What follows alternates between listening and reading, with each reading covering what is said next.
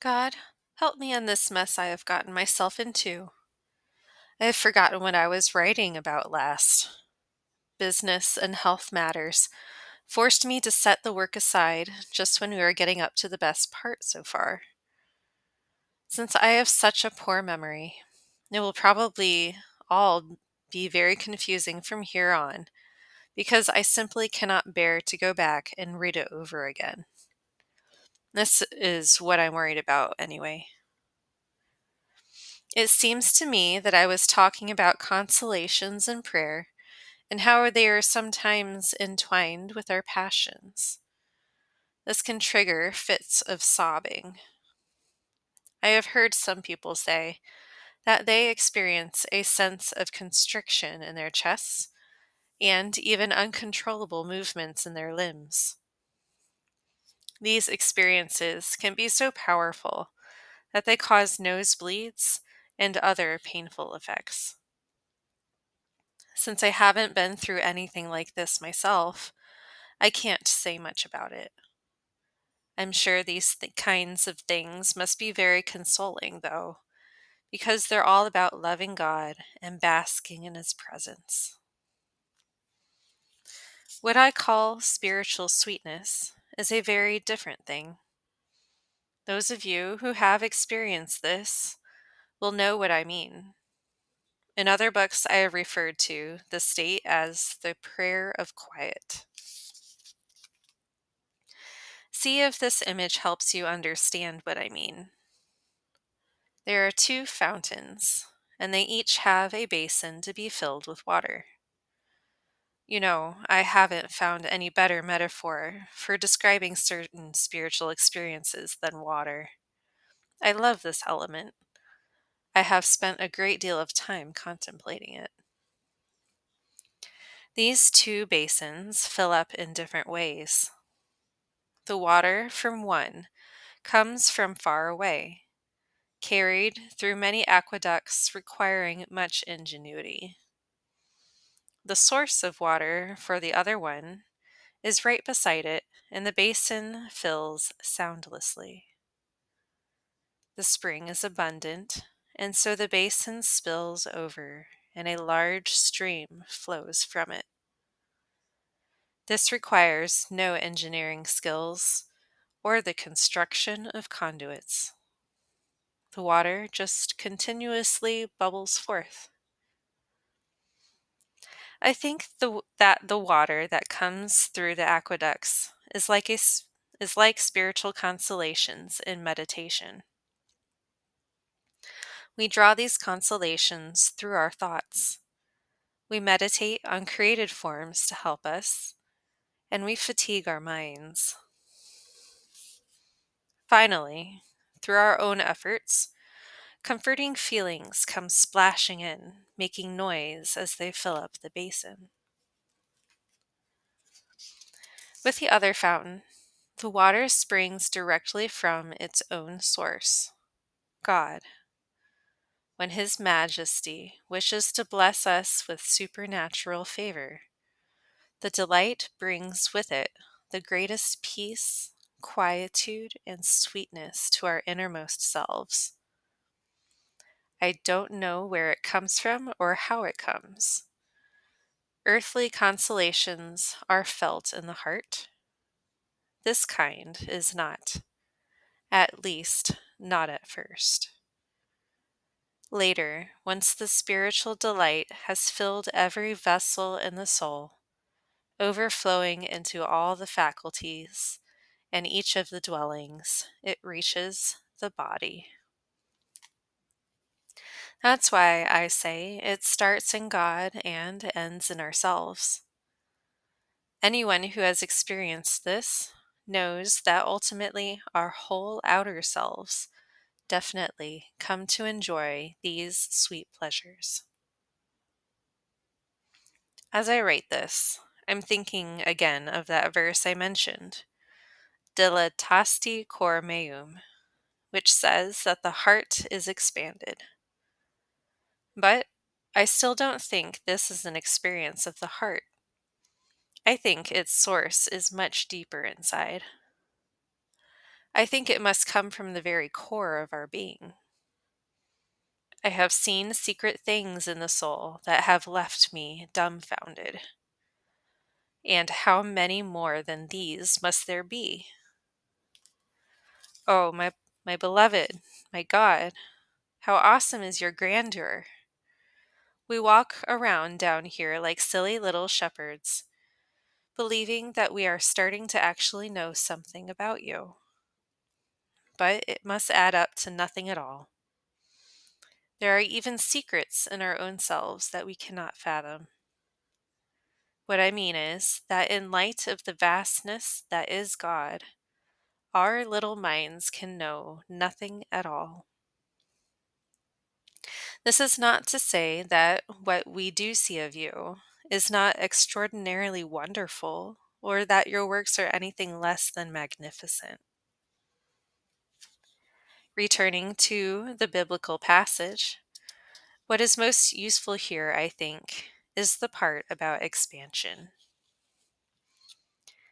As the heavenly water begins to surge from the spring deep inside us, it spreads and expands our whole inner being and gives rise to ineffable blessings.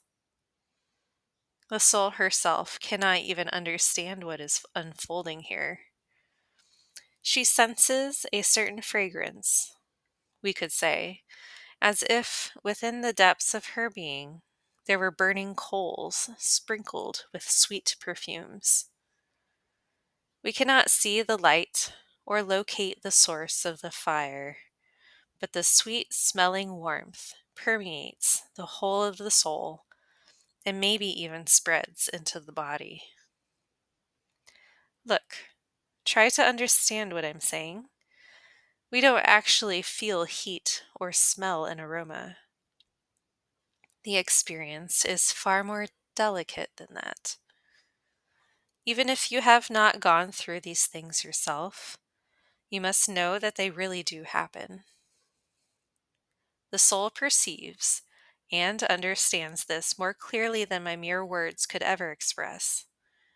No matter how intensely we may crave spiritual delight, we cannot acquire it through our own efforts. It is not forged of the same metal that we are, but it is made from the purest gold of divine wisdom.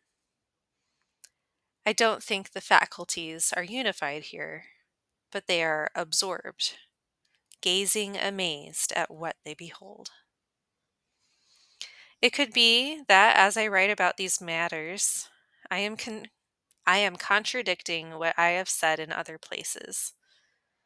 Almost 15 years have passed since I composed the book of my life, and maybe the Beloved has given me clearer insight about these matters than I had before. Of course, I could be just as mistaken now as I was then, but I could not be lying. By the mercy of God, I would rather die 1,000 deaths than lie. I am just sharing what I know to be true. It seems to me that our will here is in some way united with God's will. But there is no better crucible for testing the genuine value of prayer than the effects and the actions that follow it. If the person receiving this grace recognizes it, then the Beloved is granting her an incredibly great favor. If she doesn't turn back, He is granting her another huge favor. You will want to attain this depth of prayer yourselves, my friends, and you will be right to want this. The soul can never understand the blessings the Beloved is granting her here, or the love with which He is drawing her nearer and nearer to Himself. It would be a good thing to know how to obtain this mercy. I'll tell you what I have found out about it. There are, of course, times when the Beloved grants His blessings for no other reason than simply because He wants to. He knows why, and we shouldn't meddle in this. After you've done what you need to do in the dwellings you've passed through, remember humility. Humility. This is how the Beloved allows himself to be conquered and will do anything you want. The way you will know if you are humble is that you will not believe that you have earned these mercies and blessings from the Beloved, nor that you will ever have them in your whole life. You will ask me how you will ever attain them if you do not seek them out. My answer is that there is no better way than by not striving. Here are some reasons why. First, we must love God above all, unmotivated by self-interest. Second, thinking that in exchange for our significant services, we are entitled to such a great reward indicates a slight lack of humility. Third, true preparation for these blessings consists not in the desire for consolations, but in the desire to suffer as the Beloved suffered. Fourth, while His Highness is bound to grant us glory if we keep His commandments, He is not obliged to do us any favors we may crave. Without having our whims satisfied, we can still be liberated.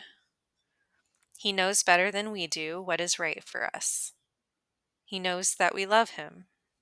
I'm absolutely sure of this. I know people who walk the path of love solely to serve their crucified Christ. Not only do they refuse spiritual delights, but they do not even desire them. In fact, they actually beseech Him not to distract them with such pleasures in this lifetime. The fifth reason we should not strive for spiritual sweetness is that it would be a complete waste of time. This is not the kind of water that is carried through conduits. We accomplish nothing by tiring ourselves out when we cannot draw water from the source. What I mean is that no matter how much we practice meditation, however hard we squeeze ourselves, or however many tears we weep, this kind of water doesn't come to us like that. God gives it only to those to whom it is His will to give it, and often when the soul least expects it. We are His friends. May He do whatever He pleases with us. May He lead us in ways that best serve Him. We must truly humble ourselves and stay detached. I say truly because this is not a matter of thinking it. Thought can deceive us. I mean utter humility, complete detachment. Whoever can do this, be assured that the Beloved will not fail to grant her such blessings, and many others she does not even know how to desire. May He be praised and blessed forever. Amen.